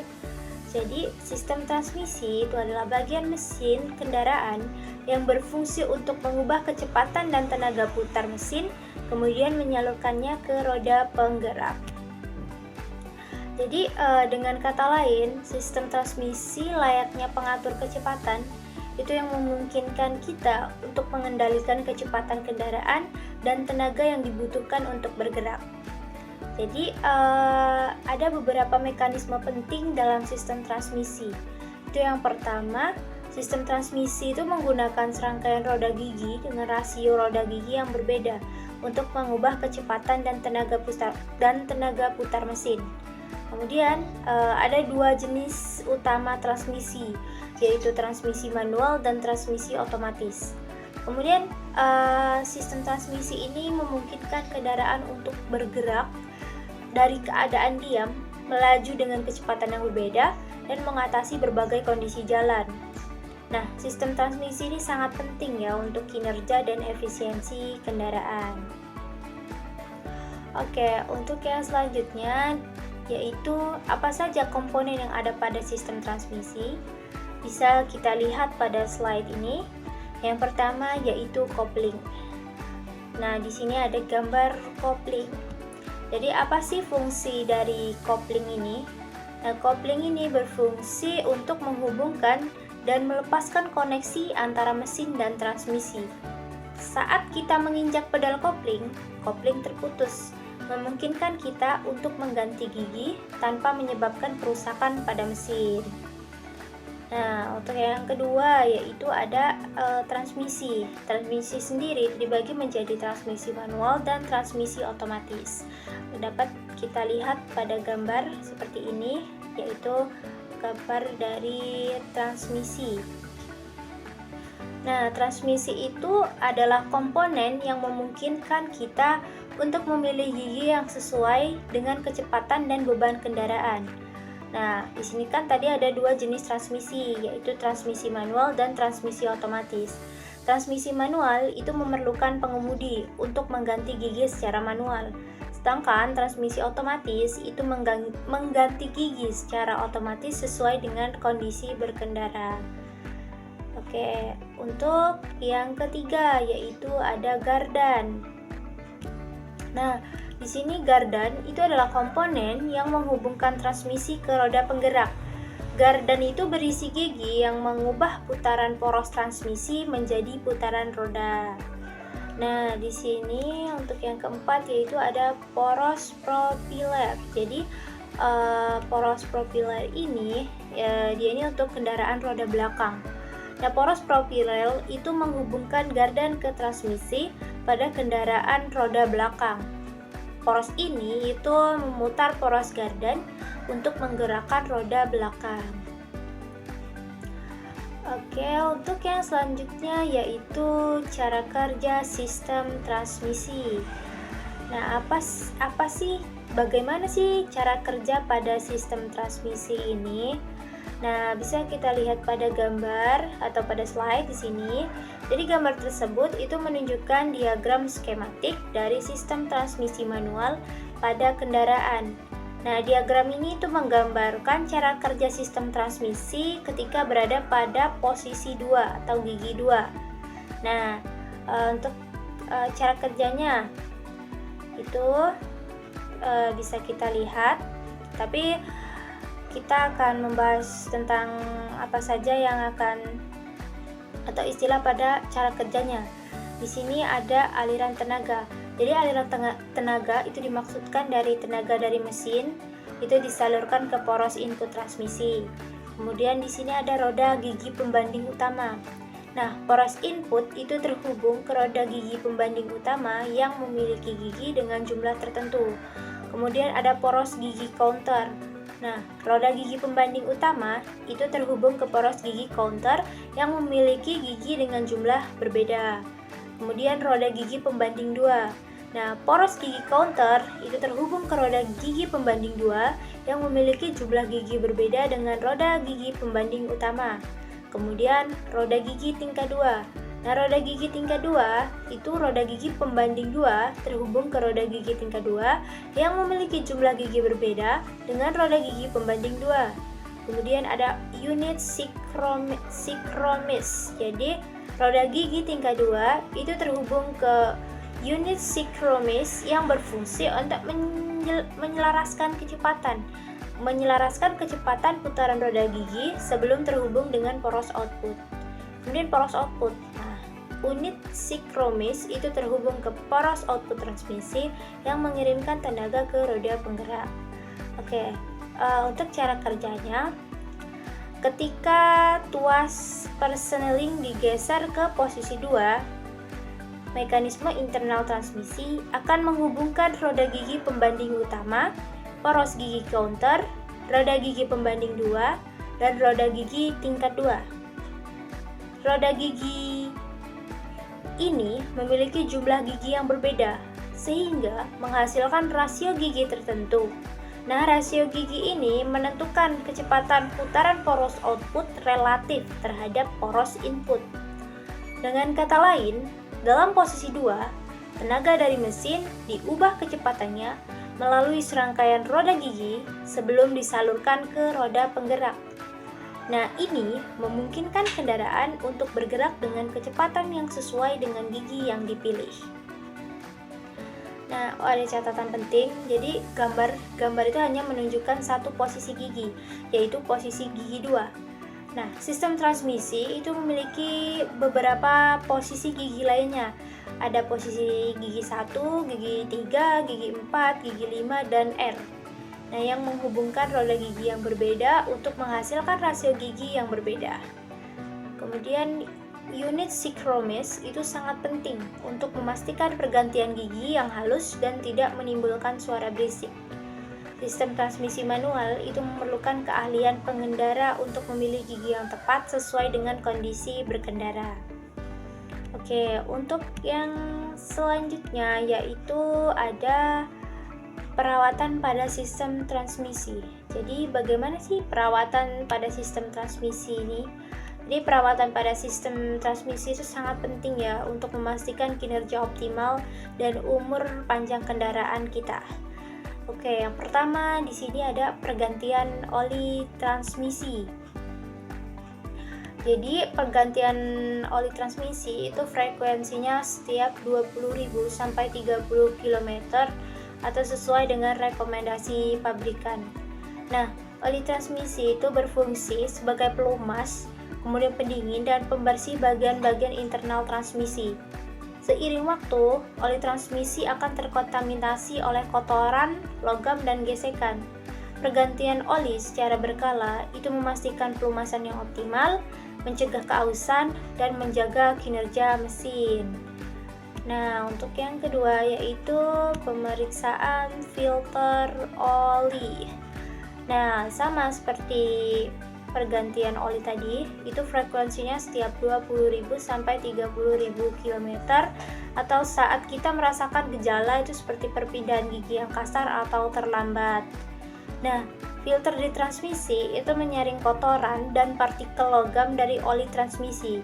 Filter yang kotor itu dapat menyebabkan sumbatan dan mengurangi aliran oli sehingga mempengaruhi kinerja transmisi. Kemudian yang ketiga yaitu pemeriksaan kondisi sel transmisi.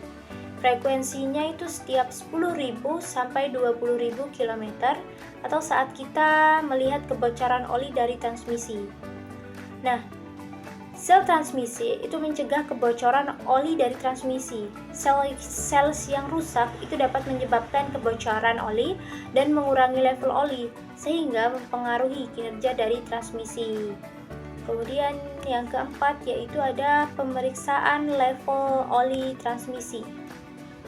Nah, di sini juga ada pemeriksaan level oli transmisi. Frekuensinya itu setiap 5.000 sampai 10.000 km atau ya saat kita merasakan gejala seperti perpindahan gigi yang kasar atau lambat. Nah, level oli transmisi yang rendah itu dapat menyebabkan kerusakan pada transmisi karena tidak adanya pelumasan yang cukup. Pemeriksaan level oli secara berkala itu memastikan bahwa level oli itu tetap dalam batas yang normal. Kemudian yang kelima yaitu pemeriksaan kondisi belt transmisi. Nah, pemeriksaan kondisi belt transmisi itu frekuensinya setiap 5.000 sampai 10.000 km atau ya saat kita merasakan kerusakan atau keausan pada belt. Nah, belt transmisi ini menghubungkan mesin dengan transmisi. Belt yang rusak atau aus itu dapat menyebabkan slip dan kehilangan tenaga sehingga mempengaruhi kinerja dari transmisi.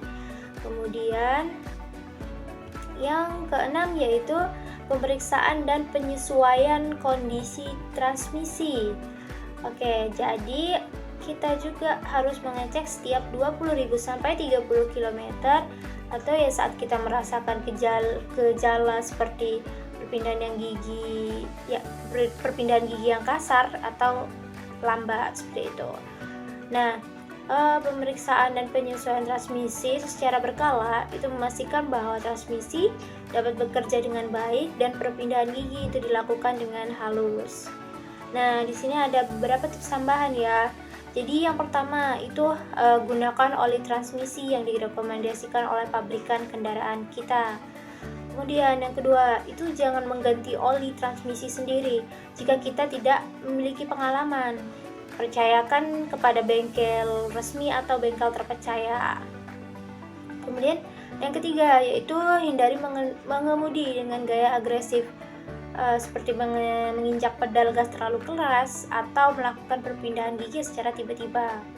Kemudian yang keempat yaitu perhatikan gejala awal kerusakan transmisi. Itu seperti perpindahan gigi yang kasar, terlambat, atau slip. Nah, kita segera untuk menghubungi bengkel untuk pemeriksaan lebih lanjut. Kemudian untuk yang selanjutnya yaitu kita masuk ke sistem pelumasan. Jadi apa sih sistem pelumasan ini? Nah, di sini sistem pelumasan itu adalah sistem yang dirancang untuk mengurangi gesekan antara permukaan yang bergerak dalam mesin atau mekanisme. Nah, jadi pelumasan itu berperan penting dalam menjaga kinerja dan umur panjang mesin dengan cara yang pertama yaitu mencegah keausan. Pelumas itu membentuk lapisan tipis yang memisahkan permukaan yang bergerak, kemudian mengurangi gesekan dan keausan yang dapat menyebabkan kerusakan. Kemudian, mendinginkan komponen. Nah, pelumas itu menyerap panas yang dihasilkan dari gesekan, membantu menjaga suhu komponen dalam kisaran yang aman. Kemudian, membersihkan kotoran. Pelumas itu dapat membersihkan kotoran dan partikel kecil yang dapat menyebabkan keausan dan kerusakan pada komponen. Kemudian, mencegah korosi. Pelumas itu membentuk lapisan pelindung pada permukaan logam, mencegah korosi dan kerusakan akibat oksidasi.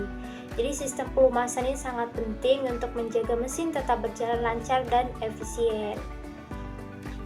Nah, untuk yang selanjutnya yaitu komponen sistem pelumasan. Bisa kita lihat pada slide ini. Yang pertama yaitu sumber pelumas.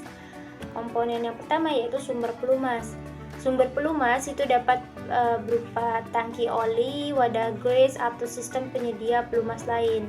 Nah, jenis pelumas ini yang pertama yaitu oli. Nah, oli itu adalah cairan yang digunakan untuk melumasi komponen mesin. Ada berbagai jenis dengan karakteristik yang berbeda seperti viskositas, titik tuang, dan titik nyala. Kemudian yang kedua ada grease. Nah, grease ini adalah campuran oli dengan bahan pengental yang digunakan untuk melumasi komponen itu yang membutuhkan pelumas yang lebih kental dan tahan lama. Kemudian yang kedua ada pompa.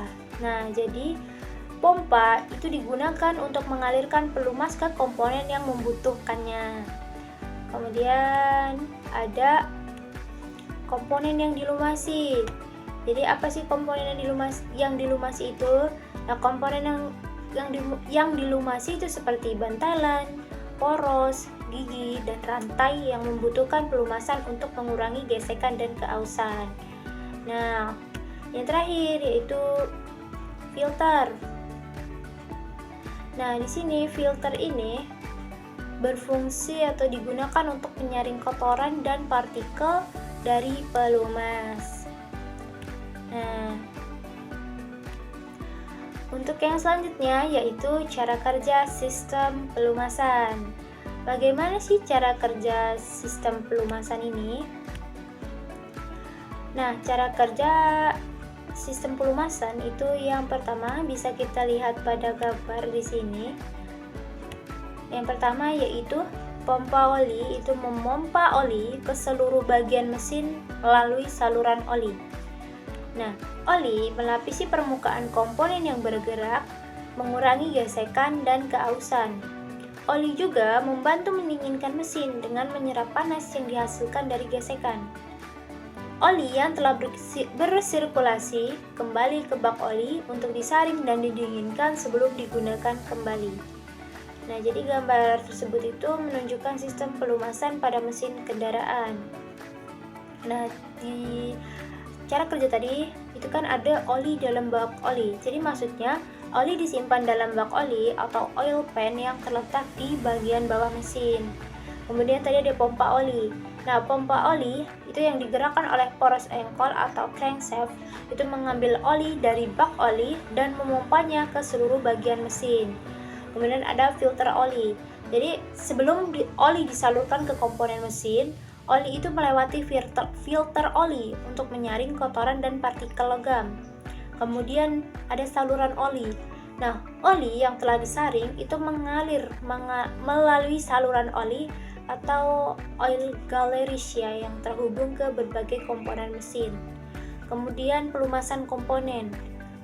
Itu maksudnya oli melumasi komponen yang bergerak seperti poros engkol, batang penghubung, camshaft, rocker arms, dan valve atau katup ya. Kemudian ada pendinginan.